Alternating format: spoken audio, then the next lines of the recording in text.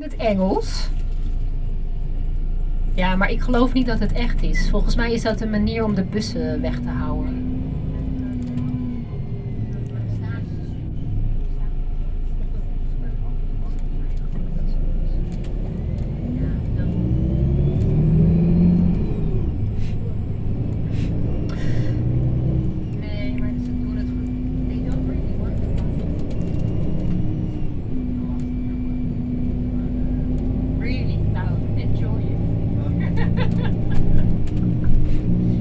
So actually we are in the city center already.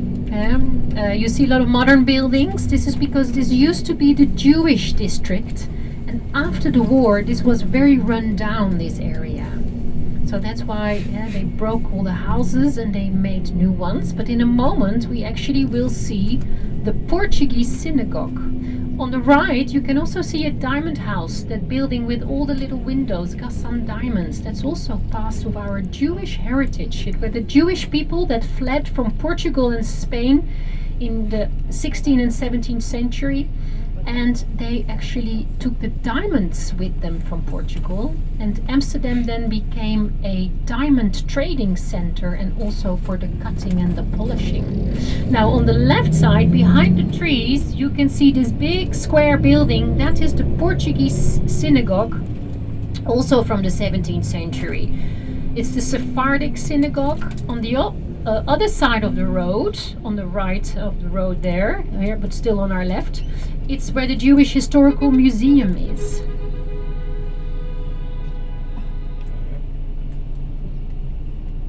And that tells then our Jewish history. Now, and then here we have the Moses and Aaron church on the right. If you actually turn your head around, you can see a church. This is also where the Waterloo flea market is during the day. Beautiful warehouse on the left. When you see all those shutters, that is a warehouse from the 17th century. Amsterdam was a harbor and a lot of goods came in, and all those goods had to be stored. And the storage was done in the city center, in the houses as well. Now we drive then across from the Amstel River, and on your left side you can see the Skinny Bridge. And the Skinny Bridge is then the most famous bridge of Amsterdam. It's a wooden drawbridge. It's called the Skinny Bridge because it is a skinny bridge. If you go straight ahead on this road, you get to Rembrandt Square. This is then the nightlife area. Here is the ice bar also on the left. So you can get an ice cold Heineken. And here you have the canal boats. In case you haven't done a canal ride yet, this is the best way actually to see Amsterdam's canal belt area. That's where all those beautiful merchant houses are. On the right you can see the Southern Church, also Protestant church from the 17th century. Now here also on the right you can see some of the typical 17th century architecture. So all of those houses we call the merchant houses, and what they all have in common are these hooks that stick out, the wooden beams with the hooks on. We call those hoisting beams, and those hoisting beams were used to actually pull all the goods into the roof space area, and that was then where the storage was done in the merchant houses, not in the basement because it was too wet, so everything had to go up into the attic. But the staircases, well, are the same staircases as the mill has. So you can understand if you have to use the staircases, it's suicidal. So that's why it was safer to tackle everything up and then make it go through the window and store it under the roof. Now here is the flower market in a moment as well on our left hand side, next to the tower. The tower is part of the 15th century defense belt. And the defense wall is gone, but the towers, some of the towers still remain. But in the 17th century we took the wall down and only the towers are here, and then we used it for minting coins in it. So that's why the tower is known as the Mint Tower. Now we follow then the Amstel River, and the Amstel River actually will bring us to Dam Square. Yeah, so this water on the right, that is the natural waterway. That's the river that flows out in the IJ River. And the IJ River is then the river that separates Amsterdam North from Amsterdam Central. All the canals are all man-made, hand-dug, and that is all because of the peat soil. When they built Amsterdam, they knew that the soil was not strong enough for the houses, so they first had to get rid of the water by digging canals, all by hand. And then before they could actually start building the houses, they had to give the houses extra support, and they did it by driving in pylons. Amsterdam is built on 1 million wooden pilings, and all of that wood is still in the ground.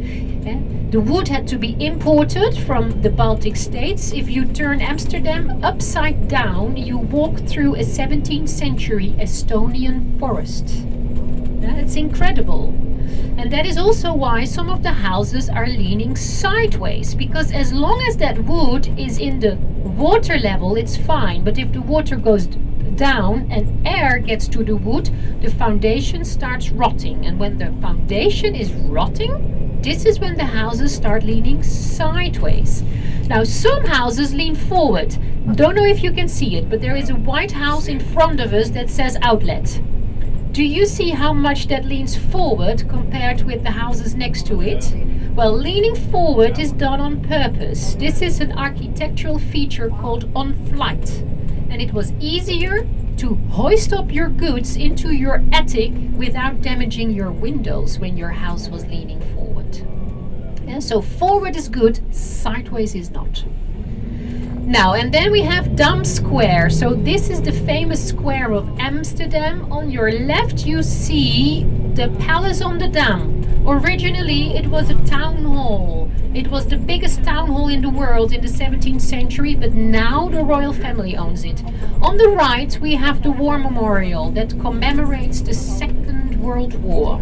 And there is also then the church from the 15th century by the side of the town hall or the palace.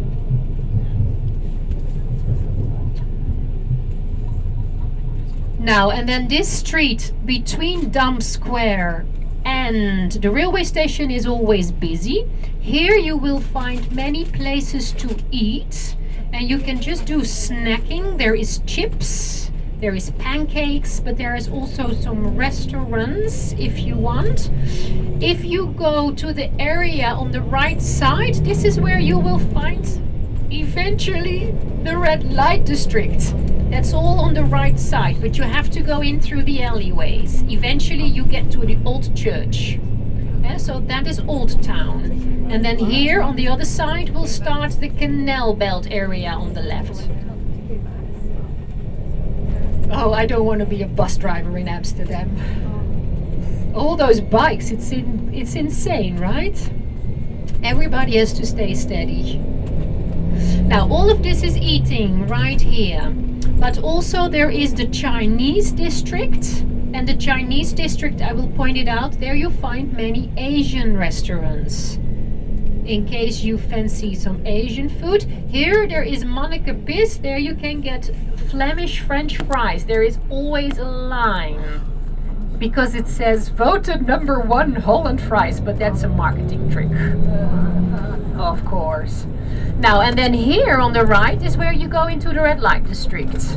And here also on the right you'll see all the canal cruise, all the canal boats. So here you can pick up a canal boat ride from an hour and they will finish there where they started. So you will come back here.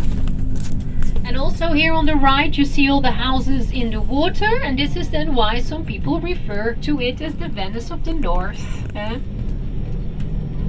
And then the railway station is what we have here on the left, this beautiful building.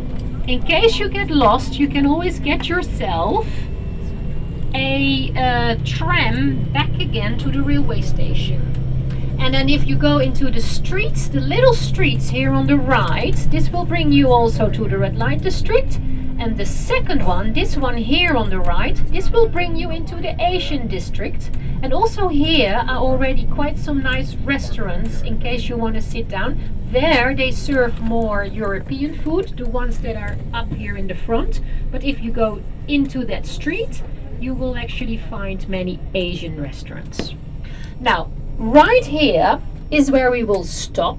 And this is also, I want you all to have a look at the St. Nicholas Church, because this is also where the bus will pick you up again, in front of the St. Nicholas Church. And the St. Nicholas Church is opposite of the railway station. Now, I think Martina likes to have a word with you as well.